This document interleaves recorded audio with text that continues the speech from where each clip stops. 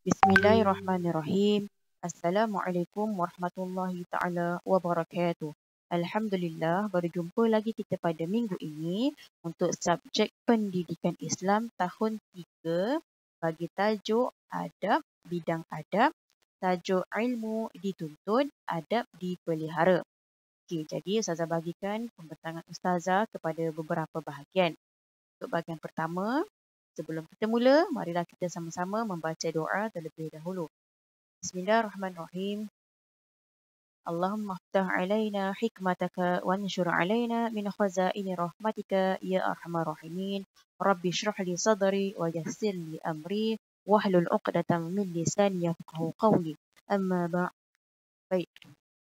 Bagi tajuk ini, marilah sama-sama kita lihat buku teks. Okey, bagi tajuk ilmu dituntut, adab dipelihara. Baik, sebelum itu Ustazah akan bacakan hadis. Hadis dari Jalil Nafli yang berbunyi, Bismillahirrahmanirrahim.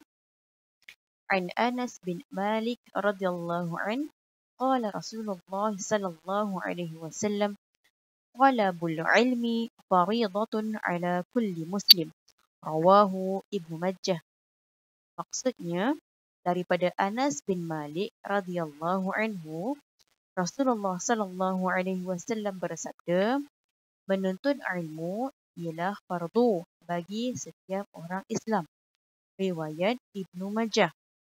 Baik, hadis ni adalah hadis yang sahih. Okey. Jadi daripada hadis ni kita diingatkan bahawa perkataan faridah. Okey, faridatun itu membawa maksud wajib bagi setiap Muslim.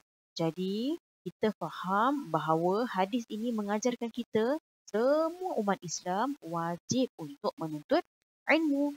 Okay? Tidak kiralah apa jenis ilmu yang bermanfaat. Okay. Baik, kita pergikan kepada bahagian yang seterusnya.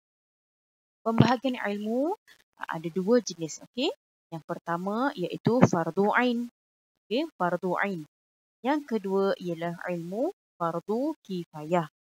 Okay? Ilmu ada dua. Yang pertama ilmu fardu ain. Kedua, ilmu fardu kifayah. Apakah ilmu ini? Apa maksud dia kan?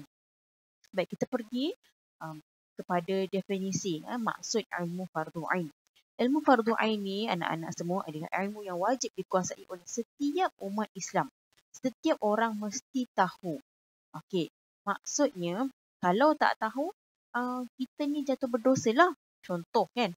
Okey, fardu ain ni semua orang kena tahu. Contohnya adalah fardu, solat fardu. Solat fardu 5 waktu sehari semalam. Andai kata kita satu hari tak solat, kan? Tak solat. Apa alasannya? Sebab tak tahu. Jadi kita tak boleh bagi alasan yang kita tidak tahu. Sebab kita mesti belajar. Perkara fardu ain mesti belajar. Mesti tahu. Mesti ambil kira. Mesti belajar. Kalau tak tahu, belajar. Tak tahu, tanya. Okay? Jadi solat fardu ni wajib kita tahu dan wajib kita laksanakan sebagai seorang hamba. Okey, fardu ain wajib tahu semua orang. Apa pula fardu kifayah?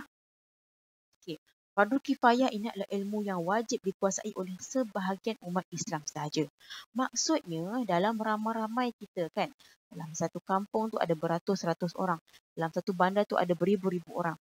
Jadi sebahagian umat Islam dalam kawasan itu sahaja yang wajib menguasai ilmu ini. Contoh, okay, contohnya adalah solat jenazah. Okey, solat jenazah ini adakah semua orang wajib tahu? Jika semua orang tahu, alhamdulillah, bagus. Tapi jika semua orang tak tahu, sebahagian daripada umat Islam wajib tahu. Apa yang terjadi kalau semua orang tak tahu dalam kampung tu? Dalam 100 orang dalam satu kampung, semua orang tak tahu cara solat jenazah. Imam pun tak tahu, contoh kan? Ayah kita pun tak tahu, contohlah. Kemudian siapa adik-beradik tak tahu. Saudara mara, semua tak tahu. Jiran-jiran semua tak tahu. Jadi maksudnya waktu ini jatuh hukum wajib untuk sebahagian daripada umat Islam untuk mengetahui cara untuk solat jenazah. Jadi wajib. Okay? Sebahagian kena tahu. Walaupun sebahagian yang lain memang tak tahu langsung, sebahagian daripada kita mesti tahu cara solat jenazah. Ini contoh tau. Ada banyak lagi contoh dalam kehidupan kita yang ini adalah fardu kifayah. Okay? Seterusnya, apakah kepentingan menuntut ilmu? Tidak kiralah ilmu ini sama ada ilmu fardu ain ataupun fardu kifayah. Kita lihat satu persatu. Kepentingan ilmu fardu ain. Yang pertama, untuk melaksanakan perintah Allah dengan sebaik-baiknya. Yang kedua, membentuk peribadi yang sempurna. Kemudian menegakkan syiar Islam, hidup bahagia dan sejahtera. Okay? Apa yang Ustazah nak tekankan adalah yang kita wajib tahu contoh ya, kalau cerita tentang solat. Jadi, solat ni adalah tiang agama. Okay? Semua orang mesti tunaikan solat. Jika kita tunaikan dengan sebaiknya, jadi kita dapat tonjolkan kesyukuran, rasa terima kasih kita kepada Allah Subhanahu Wa Taala. Lagi-lagi kalau kita tunaikan waktu di awal waktu kan. Jadi ini semua adalah tanda kita berterima kasih dan meminta maaf kepada Allah jika kita ada kesalahan dalam sehari-harian kita buat aktiviti kan. Okay. Seterusnya, apakah kepentingan bagi ilmu fardu kifayah? Yang pertama, mewujudkan masyarakat yang bekerja sama. Kedua, melahirkan tenaga pakar dalam pelbagai bidang, meningkatkan ekonomi negara dan umat Islam bertambah maju. Antara fardu kifayah lain tahu, kita dituntut untuk tahu contoh ilmu tentang perubatan, ilmu medical kan, doktor-doktor kan. Jadi dalam satu kawasan tu mesti ada doktor yang pakar. Maksudnya pakar tu dalam bidang dia lah, bukan doktor pakar yang untuk pemudahatan, bukan. Maksudnya dia tahu mana nak uruskan kalau orang sakit. Kemudian mesti ada orang yang pakar tentang pertanian contoh kan. Dia tahu untuk supplykan, untuk bekalkan makanan. Kemudian ada orang yang tahu selok-belok perniagaan. Dia buka kedai runcit, jadi kita boleh membeli makanan, keperluan harian. Kemudian pakar dalam apa lagi? Pakar dalam mengajar, contoh guru.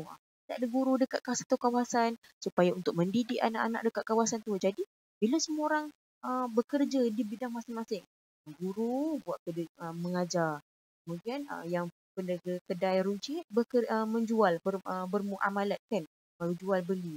Kemudian imam dekat masjid tunaikan tanggungjawab dia, ajak semua orang solat awal waktu dan sebagainya. Jadi kalau semua orang bekerja sama, maksudnya kita ni ramai pakar dalam pelbagai bidang. Semua orang pandai bidang masing-masing. Kemudian semua orang akan meningkatkan ekonomi negara. Kemudian umat Islam akan bertambah maju. Okey. Jadi untuk hari ni kita akan ulang kaji untuk maksudnya kita masuk tajuk baru ni, kita nak refresh balik. Kenapa kita kena menuntut ilmu.